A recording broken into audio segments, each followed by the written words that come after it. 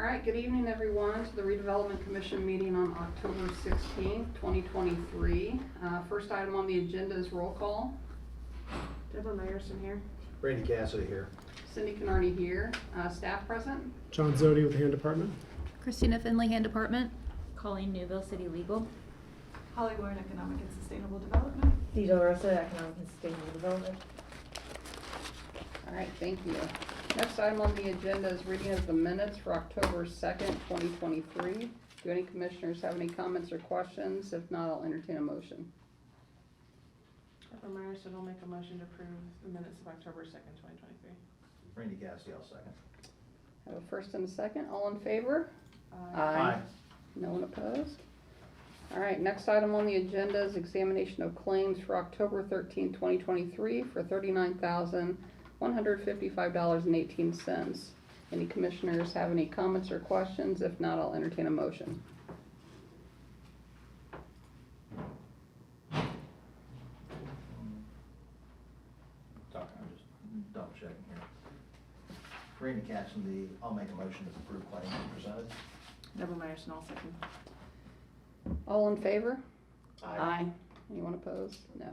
All right, next item on the agenda is examination of payroll registers October 6th, 2023 for $37,491.55. Any commissioners have any comments or questions? If not, I'll entertain a motion. Make a motion to approve the payroll registers October 6th, 2023. Randy Cassidy, I'll second.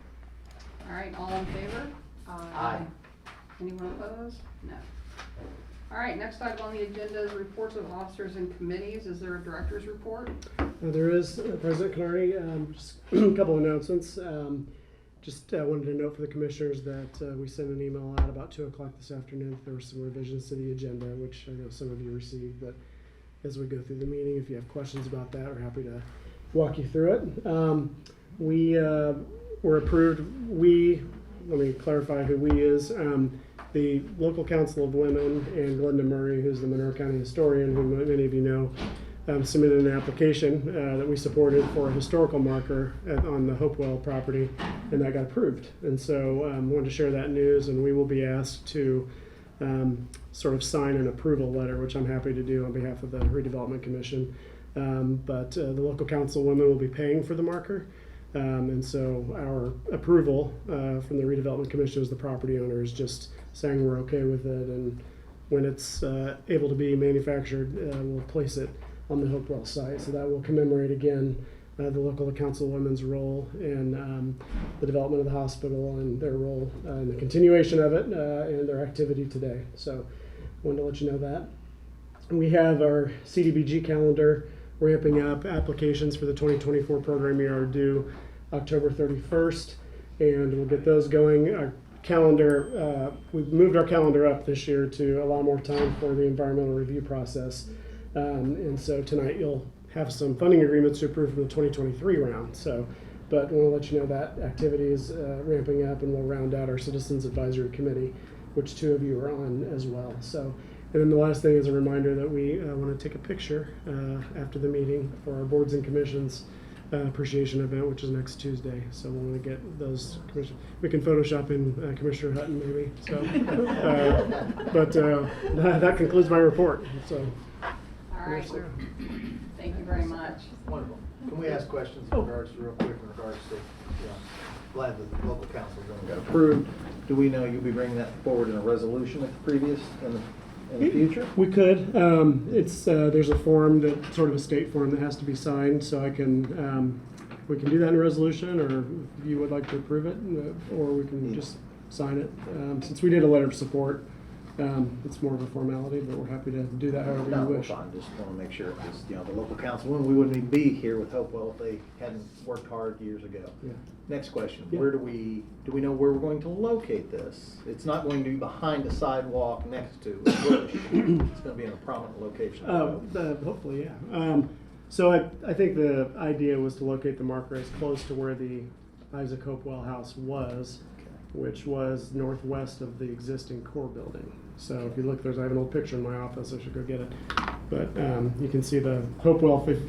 If you're on Rogers Street looking at me, I'm the Hopewell Farmhouse, the core building's here, the 1919 hospital's right here, so somewhere kind of in front of where the hospital was, which would be north of the core building. Okay. But because we're still figuring out what all is gonna go on those parcels, we don't have an exact location yet, Okay. because we wanna make sure it doesn't sit in the middle of the street either, right? So, Yeah. we'll work all that out with Okay. I design. just didn't know if it would be in a corner marker somewhere or if it would actually be near the specific site. That The idea is to get as close to where the farmhouse was as possible, Well, so. Thank you. Mhm. All right, thank you. Is there a legal report? No report from legal today. Thank you.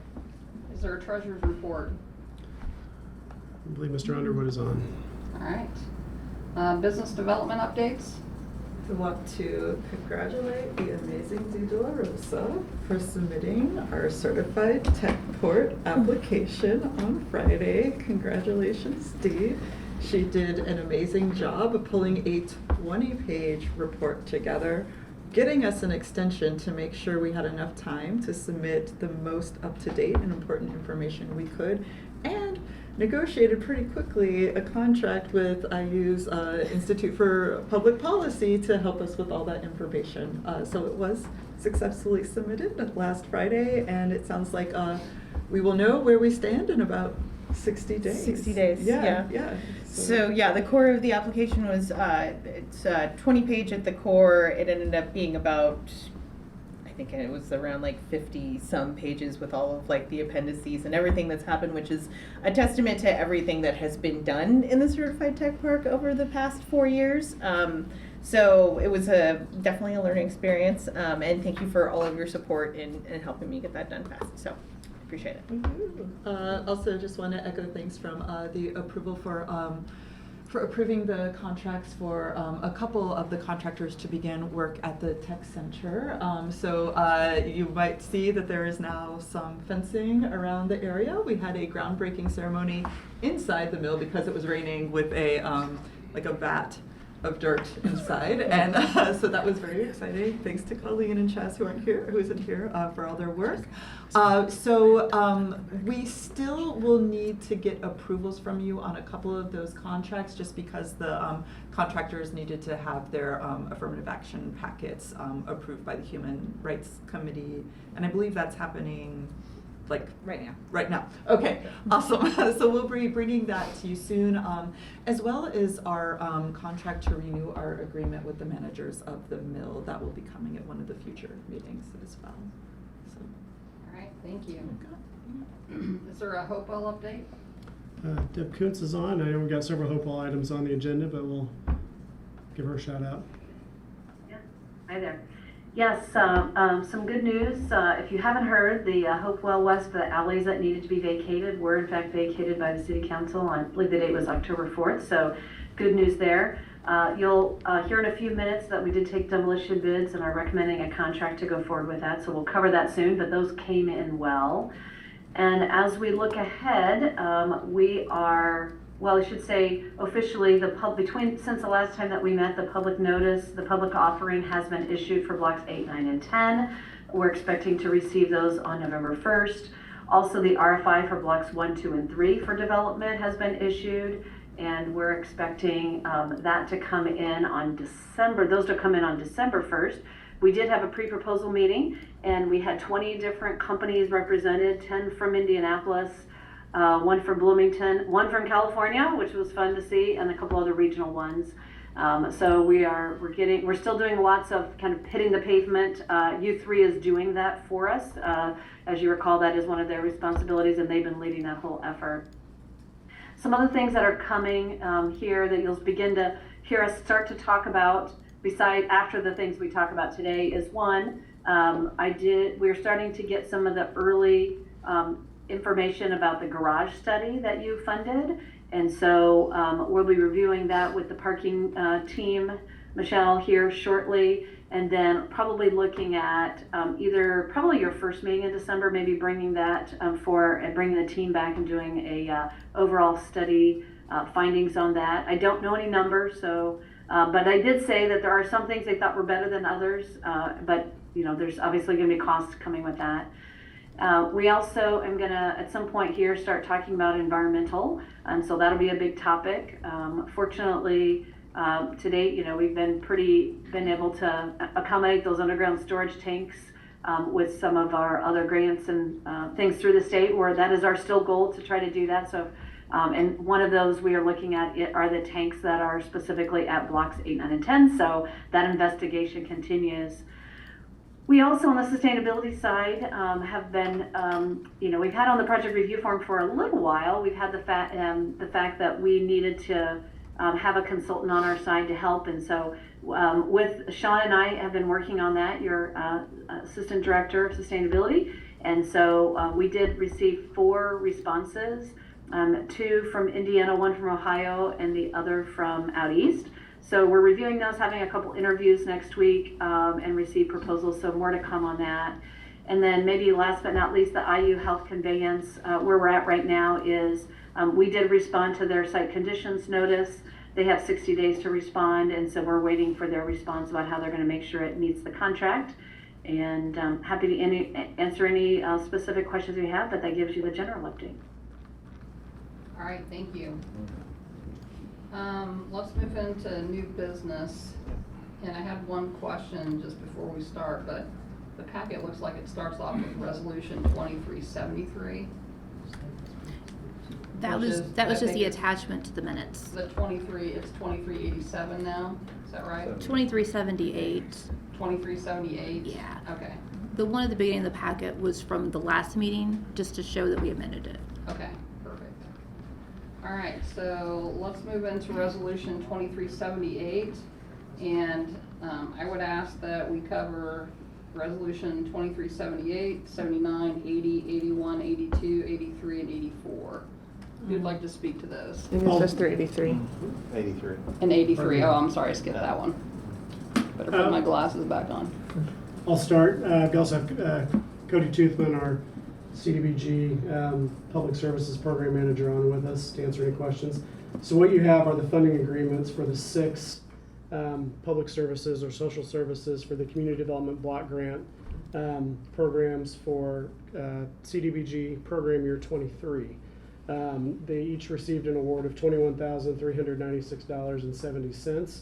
These are the funding agreements coming to you. The timing of these, just want to acknowledge that later than we had hoped. The commission knows we were undergoing an environmental review monitoring process from HUD this summer, and they had lots of guidance for us, which also required inserting language into our funding agreements about environmental reviews and the process therein. And so we were waiting that language to be approved and the funding agreements to be ready to go. So those are now done for social services. You'll hopefully be seeing those for physical improvements before too long, but these are the ones for your consideration tonight for public services.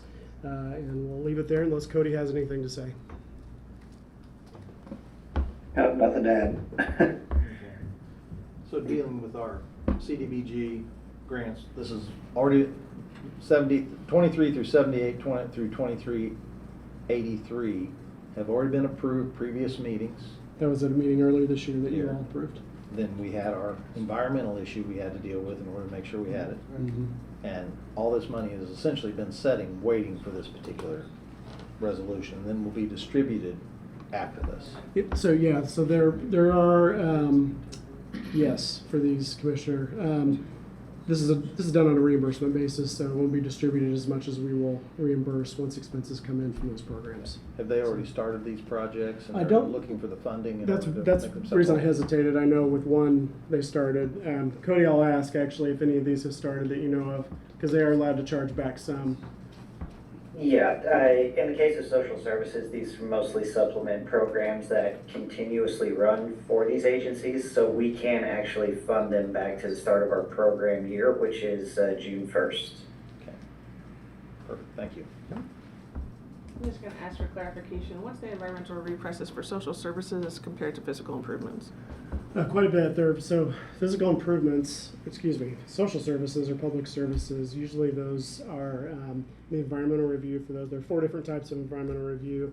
Most of those are what's called categorically excluded, where it's more paperwork than it is assessment. And so what you have to do is fill out that paperwork. There's an electronic system that HUD has where you do that.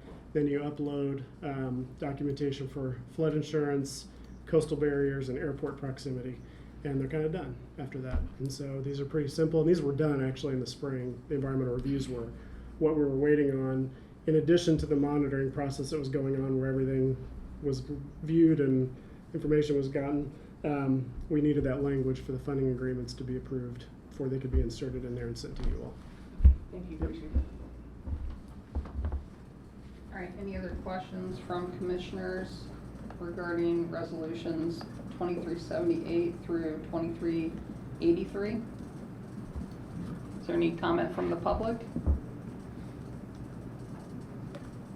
All right, I'll entertain a motion for resolutions 2378 through 2383. I'll make a motion to approve said resolutions. And I'll second. All right, we have a first and a second. All in favor? Aye. Anyone opposed? All right. Moving on to resolution 2384, approval of lead services agreement with Applied Engineering Services for Showers West. I'd like to introduce Chris Cioli or John Fernandez to speak to this resolution. This would be for Showers West. I think we'd want to ask Mr. Cioli as the construction manager on that one. Sure. So Chris Cioli, I'm with Weddle Brothers Construction. So the agreement is for commissioning services to achieve the LEED Silver requirement for the project. That is a requirement on all city projects moving forward, I believe. So that the commissioning agent will come in and verify systems operate as designed, perform as designed, and meet the expectations and requirements for the LEED standards. It's a third-party service that doesn't run through the engineering or design team, so basically verifies that their design meets the criteria for the LEED standard. All right, thank you. Are there any questions or from commissioners? I'm just curious, and this isn't maybe something that you can answer, but just maybe folks from the city can, just the LEED compliance of Showers East, shall we call it, in terms of the existing city building. I realize that's not the part that's under construction. I'm just curious in terms of the LEED standard for Showers West. Obviously, it's part of the same building. So. Sure. I don't know the answer to that. I'll defer to any other city colleagues, that otherwise we'll get an answer for you. Anybody online know the answer to that? Okay, we can get an answer for you. Okay, Sure. thanks, for your appreciate that. question. John, it's typically by project, so you can define the area of the building to become LEED. It doesn't have to include the whole building. Because I'm sure the current or the original Showers certification, because it is LEED certified, right? No. The current one? That's what I need to find out. I just don't know. Oh, okay. Yeah, I don't know if it is, but if it was, it's probably not an extension. They look at it as a separate project, so. Thank you. The grandfathering issue, I'll find out for you. Okay, thanks, appreciate that. It was done in 1995. Yeah, it probably And there predates was most. there was no LEED. LEED certification Yeah. in existence at that particular time with this Grandfathering facility. issue there, but I Yeah. will speak out of turn, so. Yeah, but Okay. they did use the latest at the time, in the beginning. Okay. Thanks. Can you just speak a little bit about the process of how the city goes about determining who to use on these services, especially since it's a requirement for all buildings going forward? Is it kind of, do you have requests out for bids that come back and there's no information that I could see in the packet? So, I'm sorry, they have on this project, as with the Trades District Technology Center and Showers West, they do seek proposals from multiple firms for these services. So it's a standard practice that you reach out and ask for others to give you their fees and schedules on what it would cost. So did anyone else respond to that on this particular one? I don't know. I don't have Christine. access. I wasn't part of it. I just know that they have, and Studio Access, who's the architect of record on this one, they're on trades as well, so I'm confident they've pursued the same firms. Can you get more? Anyone else have an answer there? Otherwise, we can get an answer for I can only speak. Commissioner Bowerly Dansman. What's that, John? I mean, on the Trades District, we did see proposals, and, Applied was the lowest responsive bidder. We had a proposal from Midwest Engineering as well. But that was for the Trades District, but I wasn't involved with the Showers West. So the process should be similar, but we can get you a more detailed answer. Okay, yeah, I mean, it's just, good information to have as we're approving these sorts of things. Sure. Next question. Can we, time for another question? Absolutely. Okay.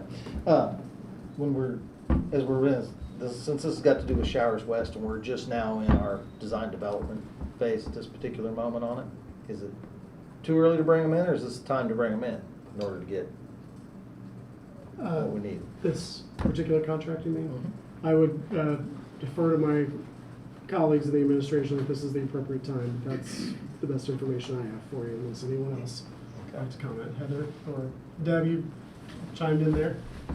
Yeah, I'm happy to chime in. Yeah, it's actually the perfect time because those commissioning requirements, you need to put them in the bid specs.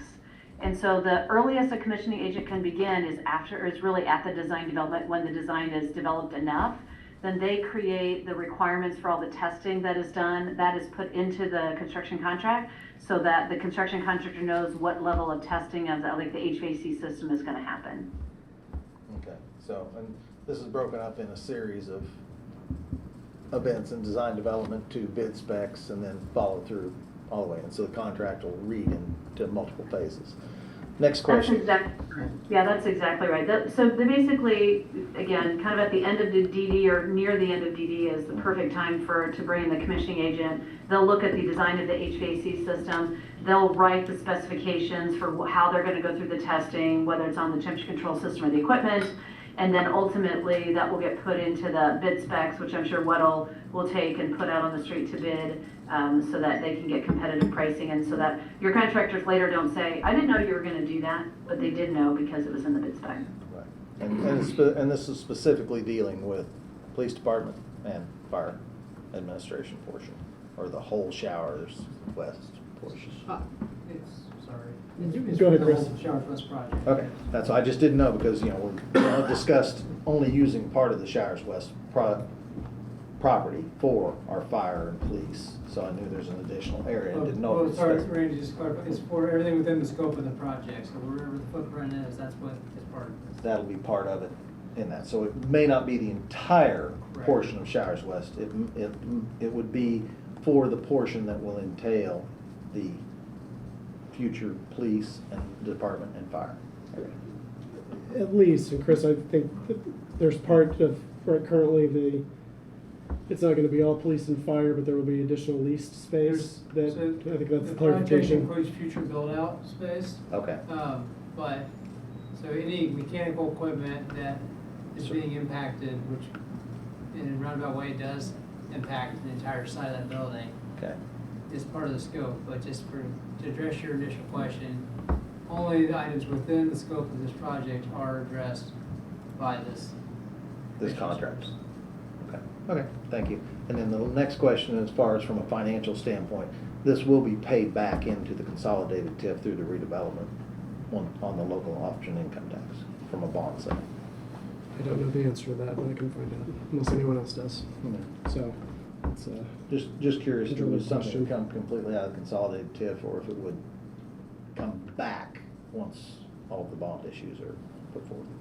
Well, um, the text of the resolution says primarily paid for with the lit funds? I know, that's why Okay. I'm asking I'm just primarily. trying to understand Yeah. your question. Oh, question, do we get our money back or not? Okay.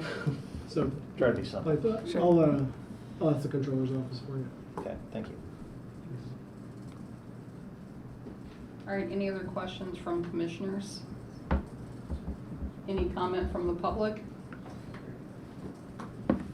Not hearing any, I'll entertain a motion for resolution 23-84. Randy Cassidy, I'll make a motion to approve resolution 23-84 as submitted. Deborah Meyerson, I'll second. We have a first and a second, all in favor? Aye. Anyone opposed? All right, next item on the agenda is resolution 23-85, amended project review and approval form for development of New Hopewell neighborhood. If you'd like to speak in regards to this. Ask Deb Kuntz to speak here. Okay, Deb, you're muted. Thank you. Several weeks ago at the RDC work session, we went through a series of potential changes or upcoming updates to the project review form. Again, that was kind of the bigger view of what's coming. Tonight, we are bringing some of those updates that we identified previously. Not all of them are ready yet, but we wanted to at least bring you some of those that are ready to go. So what you have in front of you here is, and I'm pulling it up too, we have a situation where we are making some adjustments in different line items, and I'll walk through each of those. But as we do that, we are also at a place where we are doing that in, and we're still not changing the overall revenues for the project. And I want to start there and say why that is. You'll see that at least one of the line items was actually reduced by $250,000. But also in previous project review forms, the revenue source was a little bit higher. It was at $30 million for TIF plus the federal funding. Not to be confused with the grant that was kind of the set aside at your last meeting, so that's shown as a line item. But the expenses or the total project cost was actually lower than what the 30 million is. So there was a little bit of room in there to make those adjustments because we knew some of these things were coming. And so as we prepared to go through that, I just wanted to start there before we start going through each individual line item, where I can say, do you want to go through each line item? And I'm happy to do that too if that's beneficial for the group. So, but these are all the items, many of the items that we talked about in a review session a couple weeks ago. Deb, would you mind just going through the changed line items? Is that agreeable with everybody? Thanks. That's fine. I'd be happy to. So in section number 1 under consulting, there is one change that we're proposing to make right now, and that is for environmental consulting related to HUD funding for $9,400. That is for VET, and VET is being used on other hand projects when it comes to the HUD funding. As you may recall from our previous work session, eventually that line item could raise to $150,000 with the overall environmental things that are going on at the site. But for right now, we want to bring you what is prudent and important for right now, and that's $9,400. I'm going to skip sections 2, 3, 4, and 5 because we have no changes there. In section 6, what I found was that we had made a change in the First Street reconstruction in the past, but we had never fixed line item 6. So really, I was just correcting a math error there. So we really didn't make any changes to that other than to reflect that the First Street reconstruction is going to go into 2024.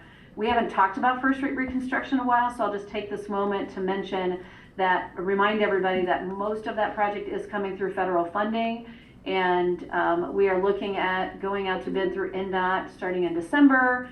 Hopefully bids come in well. There will be an adjustment that's going to need to be made when the bids come in, because how the funding is going to work with that from NDOT, but that we're not quite ready to do that just yet. So, but again, just kind of fixing that math error.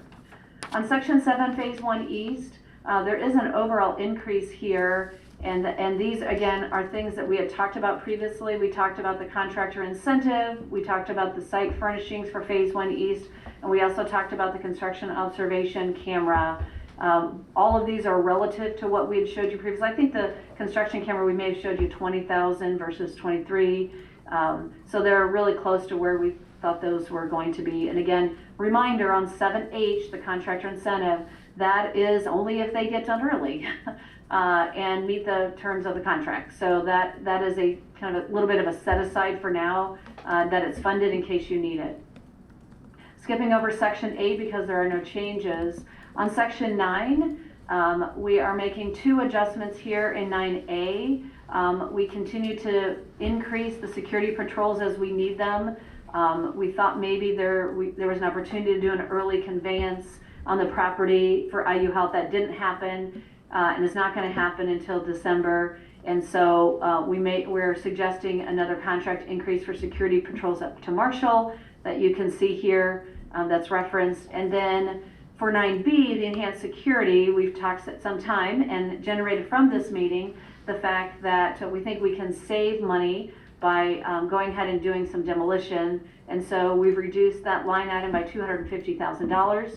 Part of the reason we're keeping the $200,000 in is we will still have some security ongoing as the IU Health final property comes over conveyance. So that's why we haven't used all of that line item. No changes on section 10, 11, 12, or 13. And then the last one is for demolition. And for the demolition, we did solicit bids. We can talk about that now, or we can talk about that at the time that we take the increase. But basically, what this includes is this is for all the buildings at blocks 8, 9, and 10, except for 714 South Rogers. So this does include 615 First Street, because that building is not going to be used in the end by the Phase 1 East demolition. Happy to answer any questions you might have. I just have one question. At the top of the page. Yes. For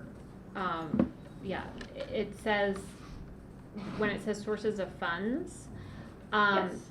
where under the DOT grant, where it also has the consolidated TIF match, is that double counted from what is on the consolidated TIF line, or is that in addition? So I'm basically asking, is the consolidated TIF at 30 million or 34 million? 30 million plus 16 for the federal grant. And recall from last month, we had a lot of conversation about this is what is needed in order to show the commitment to that. In the end, you will get the opportunity to say yes. If you get the grant, then you have the opportunity to again say yes or no to that grant. If you don't want to commit the full 16 million, but you've taken the first step last month to put in place. So it would, if you said yes to the grant, it would be 30 million plus the 16. But if you say no to, if you don't get the grant, then there's no 16 to use. That's why we started showing it separately. So what's the 25% match in there then? I'm sorry, this might have been one of the, I might have been absent at that particular. Good question. So, Yeah, it probably would be best if I pulled up a document that we used last month, because I think that usually explains it better. Give me 1 minute here, and I'll pull up a document.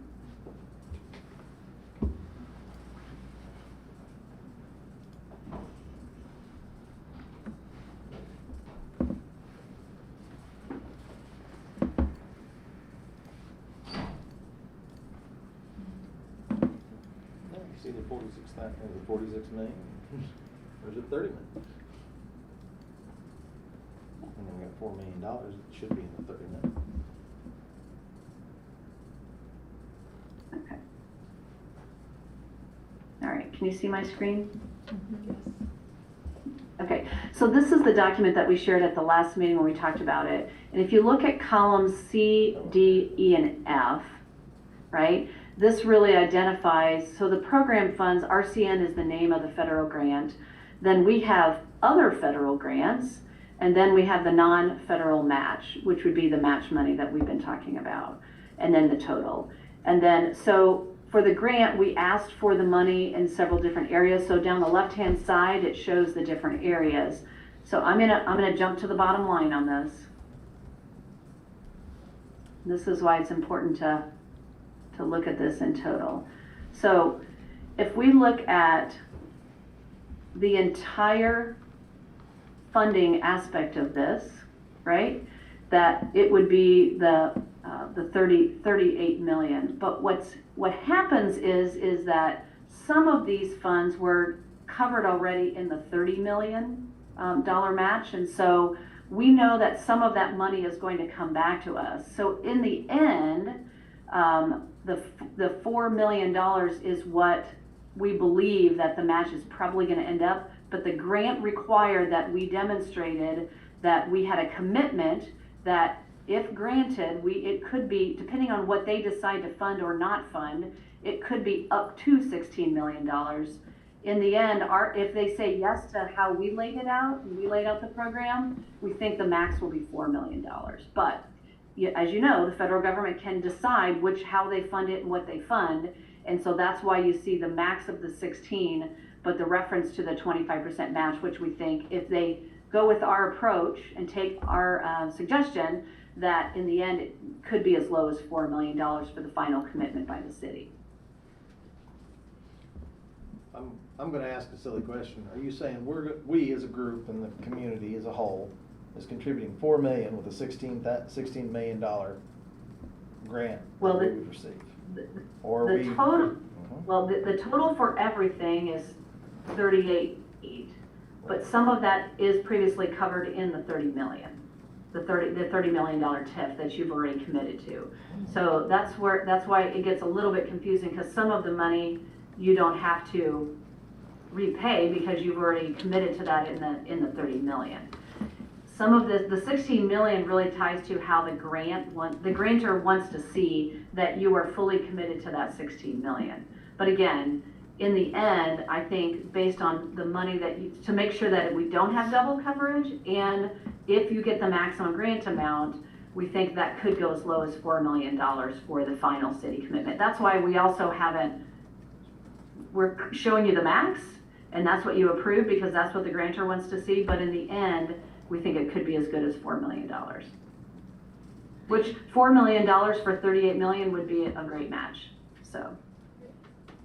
So I guess my kind of final question on this point is, if a community member asks one of us, how much money is the TIF putting into Hopewell, how should we answer that question? Right now it's 30 million, and that's how you should answer the question right now. If you're able to leverage more federal funds in the future, then it could go up. But the question is it going to be closer to the 4 million or closer to the 16 million? And none of us know that until they respond to the grant. And that's, if I'm remembering correctly, Jonas said January, February before we know that. But right now, the commitment, I would say the base commitment is 30 million. If you look back at the approval, Heather's in the room, I think, so she can tell me for sure. But if you look at the approval that you did last time, you said it could be a set aside. Or, I'm not using the right legal terms. Heather should answer that. But that it only goes into action if you accept the grant, which you haven't done yet and won't until the feds say whether they are considering granting it to you. So is it fair to say then that the status right now is that the RDC has committed $30 million in TIF funds, and that it may be the case that if we are able to obtain a DOT grant that will be used to help finalize the funding for Hopewell, that we may need to commit more money for matching purposes, but we don't know how much that is yet. That is a correct statement. Okay, thank you. Thanks for those questions. I have a related question that's not about the total, but it's just about the percentage of the match for the DOT grant. It was originally 20% match, and now it's a 25% match. And why did that change? It was actually always we believed it was going to be a 25% match. I think that was done in error, and so this is probably more of a correction here than it is anything. It was shown as 20% in the last project review form, but if you go back to the documentation that we have from that action and the spreadsheet that I just showed you, it was always 25%. This is a 75-25% grant situation. Okay, thank you. So Deb, a question, and I've kind of asked this a couple different ways before, but just for clarification, what are our total committed sources of funds today? Grants, no grants, what do we have kind of committed? So if you do you want to include the federal grant in that number? No. I just want the total sources of funds that have been committed, we have them. Okay, give me 1 second and I'll tell you. Because I guess what I'm trying to get at, and I think Sarah was trying to get at this earlier, is if we get no other grants, how much more do we have to commit to complete the project? Oh, how much more? Well, I could go back to, I can go back to what we shared at the redevelopment, commission, or, yeah, at our work session, and we can go by that number. But keep in mind, that did not have any future infrastructure in that number. So if we want that number, it'll take me a little bit to pull that together. So I might have to follow up on that one. So can you get to what our total committed sources are today? Well, yeah, your total committed sources today, source of funds, your total committed source of funds is, I have too many files open here, hold on. Which is this. And this is just, we don't know yet. Your total committed source of funds is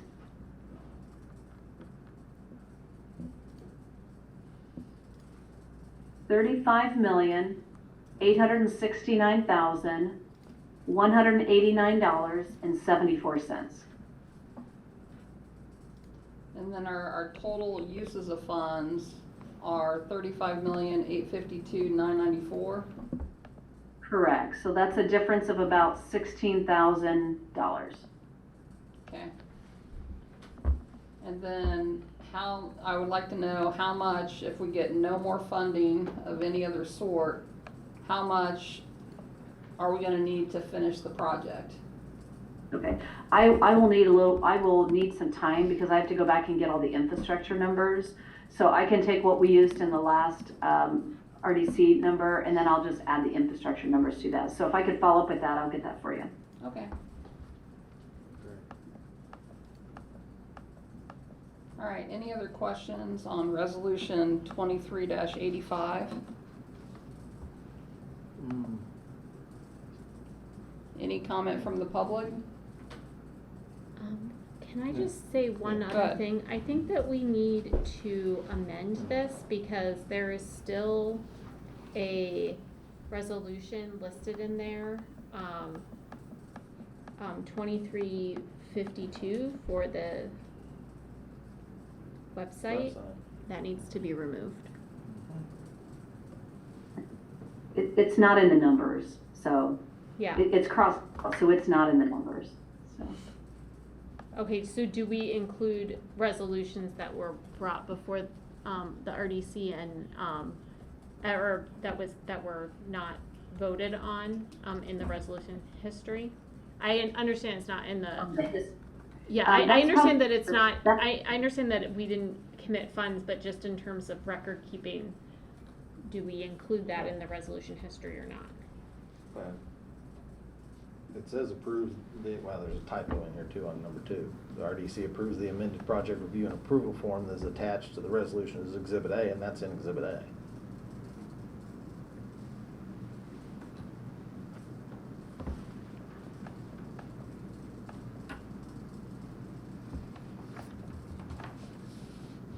So Heather, what do you think about that? You're looking in the summary of the resolutions? Well, That's where that the resolution, it says Exhibit A, and Exhibit A includes those particular resolutions. Yeah. And there is one typo. I'm looking, hang on 1 second. But you are correct in that the website, while it was brought as a resolution, was not approved as a resolution. So in that resolution history, it could be appropriate to strike that and then fix the typo. We can do that. Great. Okay. All right. Go ahead, Randy. Sorry, too many questions. But long story short, the contractor incentive, that was something that was just thrown out after the fact. something that we missed? It wasn't in the beginning. Was, I wouldn't say thrown out, it was in the bid documents, and when the construction contract came forward to get approved, that's when it should have been put on this list, but it wasn't. It was an oversight at that time, so we are trying to correct that oversight. Okay, because we're contractually obligated. We are. Okay. Okay, and then on our construction observation camera, that's for Phase 1 East, correct? That is for Phase 1 East, yes. Okay. And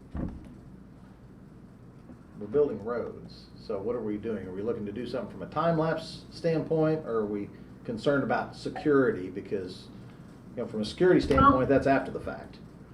Right, yeah, it's, I mean, you can look at it for security, but primarily it's more about a time lapse and, you know, putting that video up so you can see, you know, people can see what's going on. So it's more of a marketing tool than it is about security, although you can use it for that. Right, I just wanted to clarify that it was a time lapse for construction,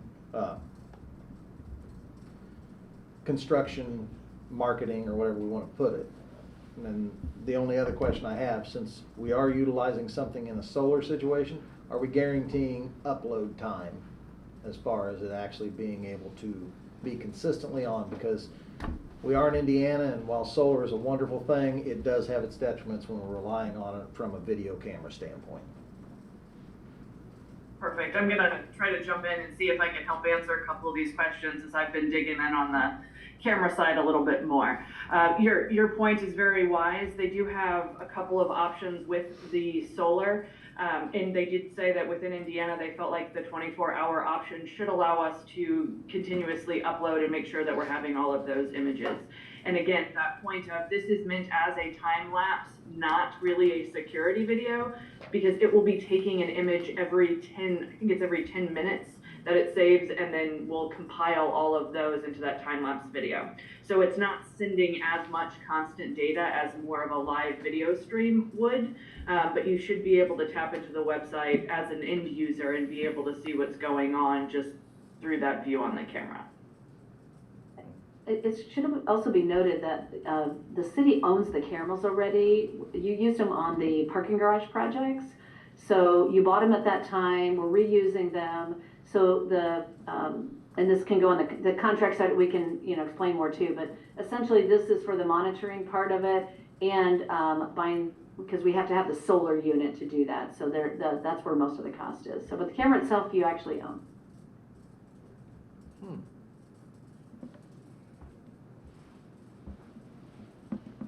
All right. Go ahead. Go ahead. Okay. Any other questions from commissioners? All right, if not, I'll entertain a motion for resolution 23-85. I do have one last question on demolition here. Is this demolition that's in this dealing with blocks 8, 9, 10 that we're going to discuss? Mm-hmm. So, yes. Are we effectively approving it by approving this resolution without discussion? No, because you still have to approve the contract in there, so. Sorry, I should have answered that, Deb. You're not. Right, that's right.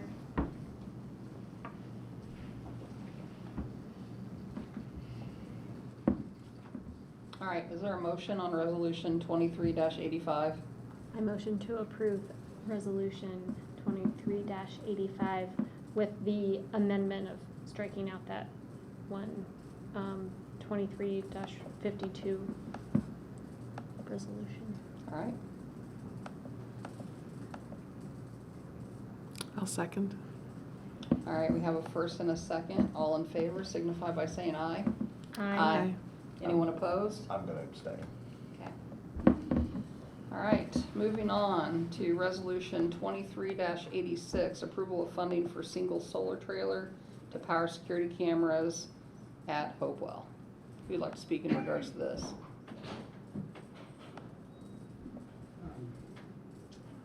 Desmond. Yeah, Or so Desmond, to tee this up, this is what we were just talking about, the cameras associated with Phase 1 East, and Desma has been doing all the research, so I'm going to let her present this tonight, my associate Desmond.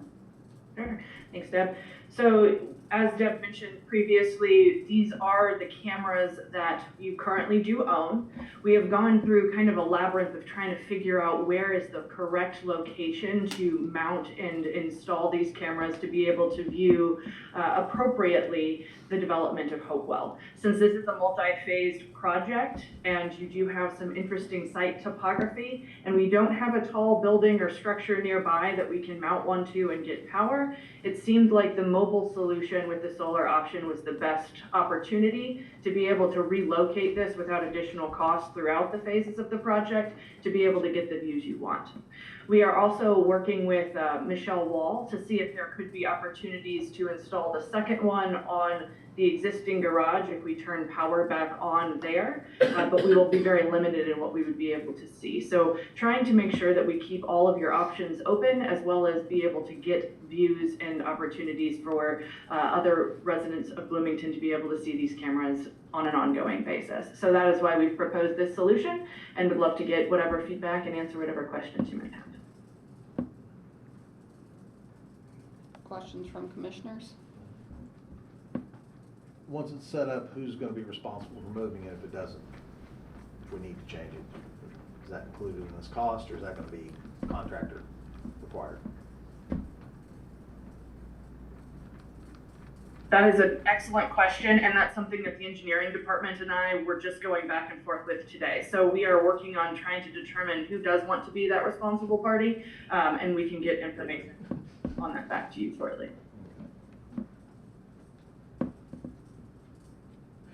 Any other questions from commissioners on resolution 23-86? Is there any comment from the public?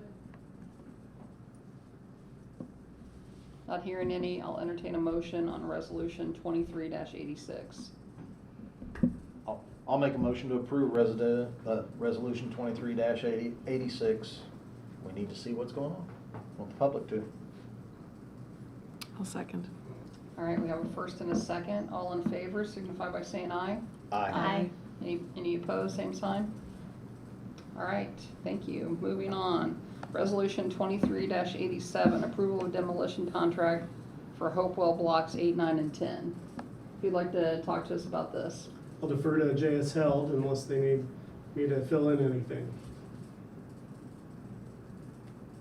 Go ahead, Desmond.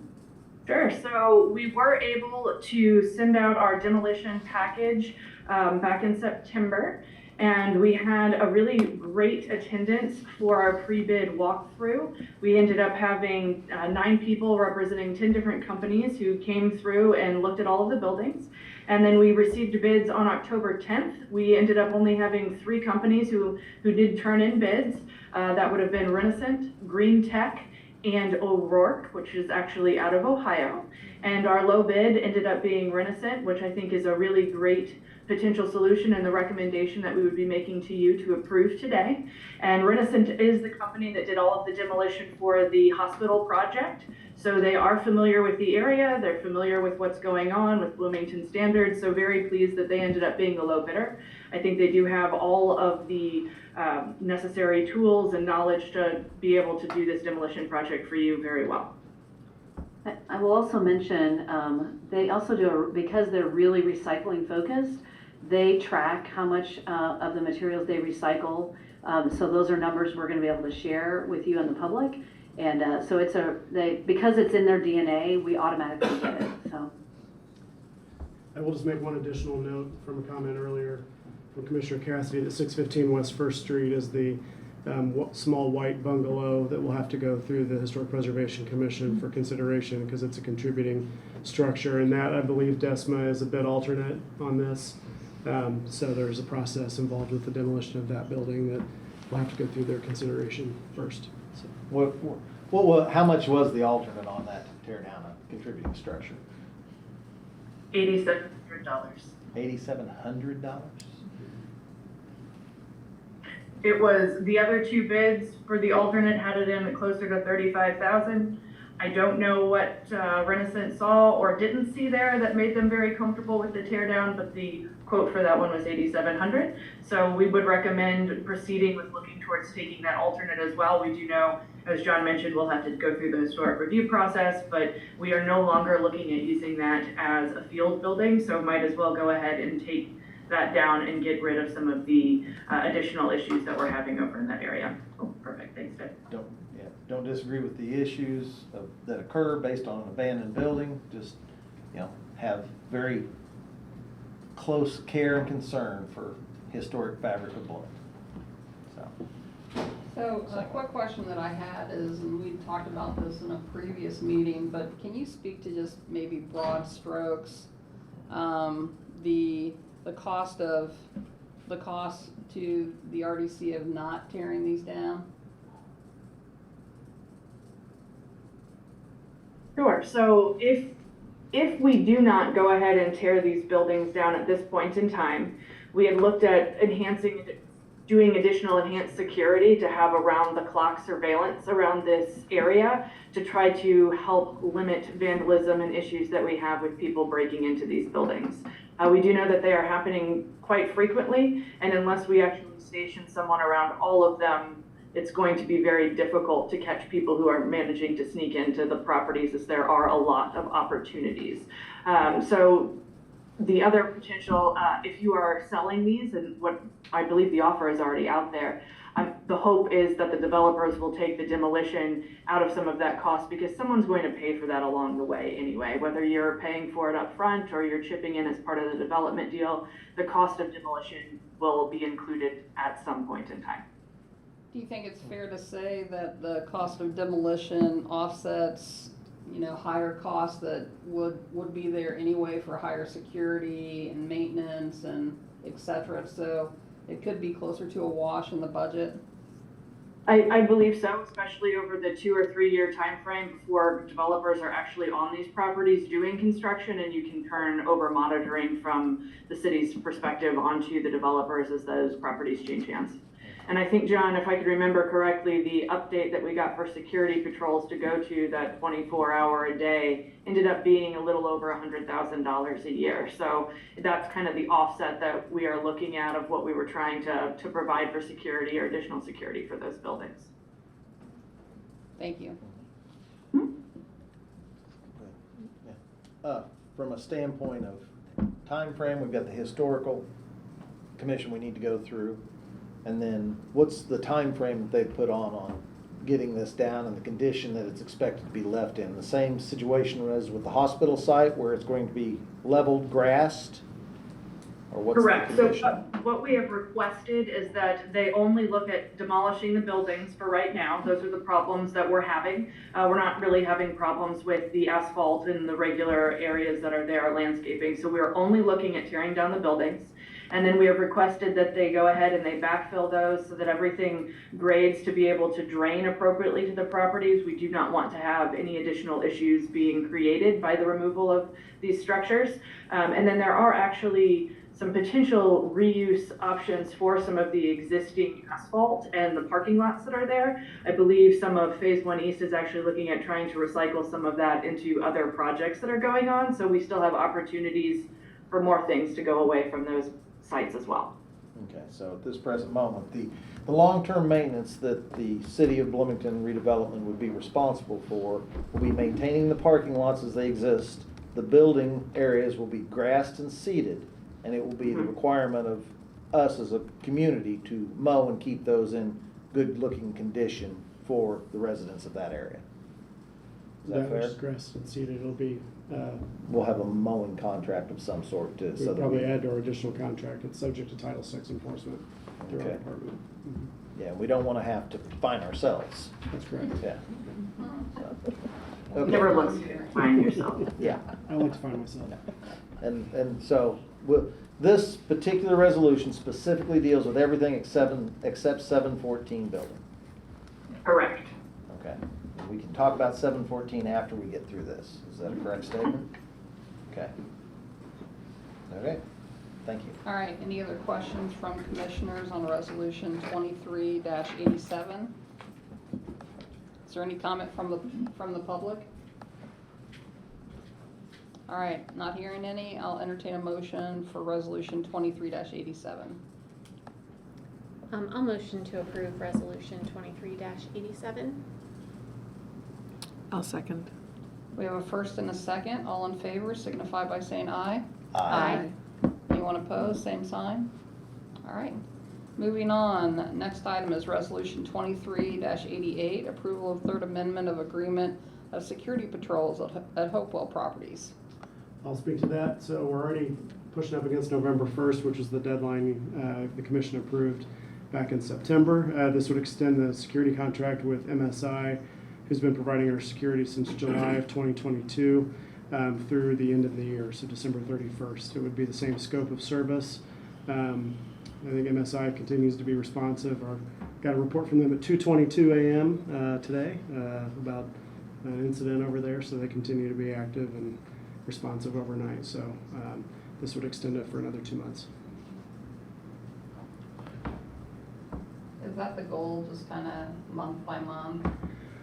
I think for right now, as we await the sort of the juggle here has been the timing of the acquisition of parcels 4, 5, 6, and 7, and then our need to figure out what to do to expand security for the entire site once we own it. And so we've been extending it by a month or 2 months as that purchase agreement gets finalized. And so we are now at the point where we will acquire the property by December 31st, and we think whatever the daylight there is between that acquisition date and the end of the year, we'll need security coverage anyway, and then we'll need to reassess once we own that, how far into the new year we might go with the same scope or expand it right away. So that's sort of active conversations. We've got to just keep both things moving. So that's where we are. John, just to add on top of that, obviously the demolition of these buildings, when that happens, is going to also reduce, we won't be coming back to ask for that. We will still for the 714 building, but, so that's why we've been bringing it in kind of these multi-month parts to make sure that we're not over-committing it before we know all that. On the demolition side, it can take, depending on how this goes, it could take up to 6 months before we have all the permits and everything and fully in line. So it probably is going to be next spring before the demolition is fully complete. So, Just a curiosity question, you probably don't know the answer to this, but how much have we spent so far on security? The security, it's in the project review form, which I can look up for you. I didn't see that. I closed it out, but it's, I want to say $265. Deb, if you have it in front of you, I just saw it, but I need to pull it back up again. Do you have our total security expenditure right now handy? I can get it. yeah, I do. And that's It just for a is year, right? 100, and I should know this by heart. I think it's 167,000. So there would be, that should not include, so we have the first. 165. That's almost 166,000. So our contract for July 2022 to July 2023, I believe, was $107,000, and then we've had an additional $58,000 this year. So 106. That's where the 165 comes from. But that almost 166,000 is inclusive of the additional money that we would be approving through this. That's right. Oh yes, that is correct. That is correct. So for 18 months, basically, we will 18 have months. spent $165,000 on security. So if we're approving it through December, what do we need to do to expedite the demolition of them so we can reduce? Because we'll be coming back in January or December asking for additional month or two if it's going to be a 6-month process. That's a great question. Yeah. So the way to accelerate that is to help them work through the permitting really fast. And so those permits come through the city. And then we also have to make sure that we have obviously the historic preservation approval in there too. But it's all in the permitting process. Well, as we move through on that demolition portion, and it seems like there's a hang up on the overall based on the historic designation, can we not carve that one out and move forward while that's going through the process? And then we can continue to get things taken down that's creating a vandalism and a security and an expense standpoint and an eyesore in the neighborhood. I think it would depend on how that's done. Once the demolition permit is filed, we'd have what's called a demolition delay, where it would trigger the historic review process, and that could take a number of, some depends. So it goes I think it's a 60-day deadline that it would go to the Historic Preservation Commission, and if they decided to release the demolition delay, then it could go as soon as that's done. I'm specifically asking, as we look through this on that, and we have this broke out in regards to each structure as a whole, that we approve the contract on this based on everything else that is in a non-historic basis. Can we just Can we start do that? demolition on those while we're waiting for the historic discussion to occur? Well, I think it would matter on how we would exercise the bid alternate when that would need to happen. So Deb or Desmond may know the answer to that more specifically. Yeah, that's something we can definitely have a conversation with Brendan about. Obviously, an $8,700 ad alternate is assuming that they're gonna do it while they're doing the other demolition. So maybe that can be the very last thing that they do in association with the rest. I just don't know whether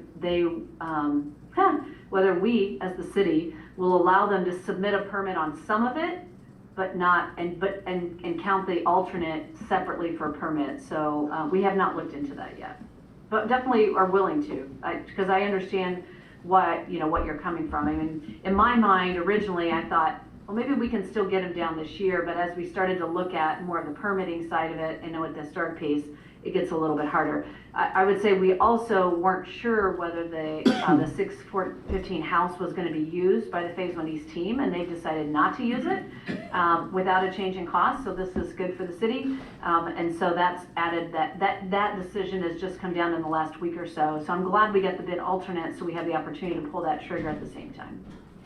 Yeah. Well, if there's a mechanism to move forward, I think the best response as it's getting colder and we've got unused empty structures, that to move forward in the most expeditious manner possible and try to figure out how we can do that as the 615 goes through in a separate parcel. Yeah, I definitely acknowledged. I understand that the reason for the urgency. Okay, thank you. Appreciate it. All right, any other questions on resolution 23-88? Is there any comment from the public? Not hearing any, I'll entertain a motion on resolution 23-88. I'll make a motion to approve 23-88 for the security patrols at Hopewell Properties. And I'll second. All right, we have a first and a second. All in favor signify by saying aye. Aye. Any opposed, same sign? Nope. All right, moving on to resolution 23-89, agreement with VET for environmental services at Hopewell. I'll speak to this, and we'll note that this contract was sent out later today as one of the amendments. It had there were some organizational names that were replaced. This is a contract with VET Environmental here in Bloomington to perform an environmental review as required by HUD for the potential housing development on parcels 4, 5, 6, and 7. What's triggered this process now is the core building redevelopment. That has triggered what's called a federalization process where, because there's federal activity being funding, contemplated in the project of the core building, it triggers a federalization of that entire set of parcels, 4, 5, 6, and 7. And so we are doing what's called an aggregated environmental review where, because it's all potentially going to be used for the same purpose, HUD wants us to encompass all of that in this environmental review. So the hand department has contracted with VET Environmental for several projects as of September, and we are using the federal grant administration funds to pay for a lot of that separately. This is a separate contract for this environmental review because it relates to Hopewell. So we're requesting this contract to be approved for the $9,400 that you saw on the project review form to come out of the project budget for Hopewell, rather than our grant administration funds, which run low, or out of the hand department general fund budget. So that is the request. Happy to answer any questions. Any questions from commissioners? And as part of the cost of the tasks to be performed beforehand, Mm-hmm. what is the noise assessment? Noise assessment is, so to perform this is called, according to the Code of Federal Regulations, Part 58 is a term you'll hear a lot, and we've come to know a lot more about that process in the last 6 months. That Part 58 requires the review of 16 different laws and regulations. And part of that is to do a noise assessment based on what the noise levels will be, what the decibels will be once you're inside the structure that is to be the project. So for instance, a noise measurement will be done when you're inside the core building, for instance, and what that measurement is from a certain distance from the roadways to measure traffic noise. And so there's a measurement, there's a calculation that's done, and then a decibel level has to be below a certain amount. Otherwise, mitigating, there needs to be noise mitigation, so maybe thicker windows, thicker insulation, a wall, or whatever it is to help mitigate that noise. Under federal regulation, when using federal funds, there's a regulation as it pertains to noise. Is this something that should be put back into the development cost of the core building as a whole, given the hand funds we're already committing to? Part 58 is a responsibility, so the HUD requires, the reason I talk about Part 58, there's another regulation called Part 50 where HUD does them. That doesn't happen very often. Usually it's the responsibility of the local government under Part 58. So we are what's called a responsible entity, the RE, as you'll see in a lot of paperwork. And that requires us to perform those environmental reviews. Our staff, our consultants, we do not have the staff capacity to do all of these, which is why the vet contract has been underway. So if we do not currently have a system in place where we charge that expense back to the developer or other organizations. We do these reviews for organizations like IU Health, Beacon, the Housing Authority. We are in the process of looking at what sort of agreements we need to have in place with those entities and whether that would include a chargeback for the staff time that we have on these. That currently is not in place. So right now we are paying for those out of grant administration funds or out of this project budget, hopefully. Okay, well, the reason I ask is because the amount of monies, home monies and such that we are putting into the core building in regards to, you know, their application for the 9% credit. Right. And so that dollar amount that continues to escalate accordingly, we need to make sure we're being responsible with the funds. Right. And because it's going to go into that project. That's right. And we'll also, though, this review will be for the rest of parcels 4, 5, 6, and 7. Okay. And this review could be good for 5 years. You may have to redo it again when you get a new project. If somebody says, I want to build an apartment building on parcel 7, you have to go back and redo that environmental review. But there is a time stamp on these. Once you do one for an area, it's good for 5 years, pending a change in the scope of work. So that $9,400 will be for the entire parcel, not just the core building, but it's catalyzed by the core building project. Catalyzed by it. That's what's creating this sense of urgency. That's correct. In regards to it. Yep. Okay, thank you. All right, any other questions on resolution 23-89? Any comment from the public? I'll entertain a motion on resolution 23-89. I'll make a motion to approve resolution 23-89 as presented. I'll second that motion. We have a first and a second. All in favor signify by saying aye. Aye. Any opposed? Same sign. All right, next item on the agenda is resolution 23-90, approval of agreement with Patriot Engineering and Environmental Inc. for construction, materials, testing, and inspections. Defer to Mr. Cioli or Mr. Fernandez here. So this is a proposal for the Trades District Technology Center. We did reach out for 3 proposals to get the testing done. The services are for geotechnical testing and material testing throughout the project. The funds were in the original proposals brought to the RDC with the Trades District contract value, the total contract value, so the gap funding that was included within that. We reached out to Patriot Engineering, Tech, which is formerly PSI, and also Alt Witzig. Received a proposal from Patriot. We did not receive a proposal from the other 2 vendors, so that's why we recommend Patriot's proposal. To add to that, the proposal is a value based on services provided. So in the event that they don't use all those services or we don't need all the testing that's shown on it, it will not be billed. So it is a value to cover the project, but you may not need all the services, and in the event that's the case, they just won't bill for them, and we won't pay for those services. Any questions from commissioners on resolution 23-90? I just want to make sure I heard you correctly to say that the amount that we're talking about was in the original budget and this isn't an extra amount, correct? Not the original budget, the most recent resolution. So that last resolution for TIF money included this. Okay. Sorry, folks. I thought that's what you said. I just want to make sure I heard that right. Any other questions from commissioners on resolution 23-90? Any? Oh, go ahead, Randy. No, I said, Okay. if we're building this nice of a building, we'll make sure it's tested and appropriately documented, that it's all right. Is there any comment from the public? All right, I'll entertain a motion on resolution 23-90. I'll make a motion to approve 23-90 for the agreement with Patriot Engineering and Environmental Inc. And I'll second. All right, we have a first and a second. All in favor signify by saying aye. Aye. Anyone opposed? Same sign. All right, moving on. Last resolution, I believe. Resolution 23-91, approval of CDBG physical improvement funding agreement from Monroe County United Ministries. So this is the first of several funding agreements you'll see in the near future. Monroe County United Ministries for program year 2023. Matt Swinney, our program manager for physical improvements, is here.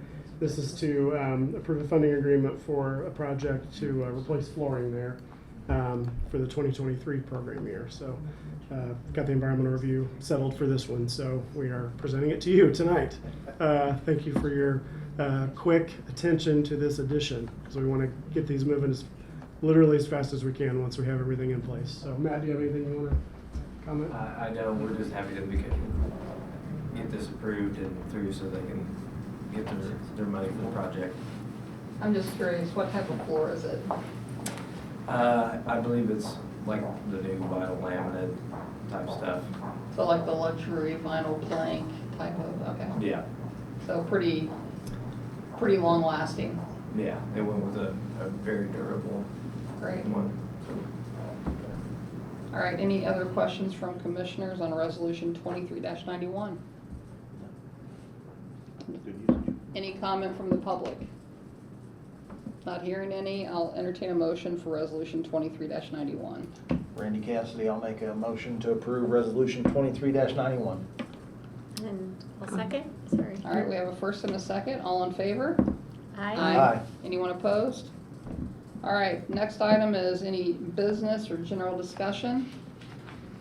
Not here, go ahead. Just want to note that I have a number of questions to follow up from Commissioners Meyerson, Byerly, Dansman, and Cassidy. I'll work on those. And then we do want to snap that picture when we're done. So if we want to do that maybe before you sign things, President Canardi, I don't know what everyone else's schedule is, but whatever works. We appreciate it. And the Boards and Commissions event is Tuesday night at Yeah, I'll be out of town. yeah, okay. All right, next Tuesday. All right, I am going to entertain a motion that we adjourn. Oh, one quick question. Uh-oh. Can't help it. I have a question for John Fernandez. How are we moving forward on our Trades District parking garage lease with Stanford? Waiting for, we're waiting for the final approval. Okay. We had an email from their attorney the week before last saying that they were at the final stage. They're just waiting because they've had to go through the Department of Energy, through the Board of Trustees, through just multiple steps. So there's no discussion or debate about terms. It's just moving very slowly through their process. Okay, thank you. Yeah. All right, now I will entertain a motion to adjourn. So moved. All right, good night, everyone.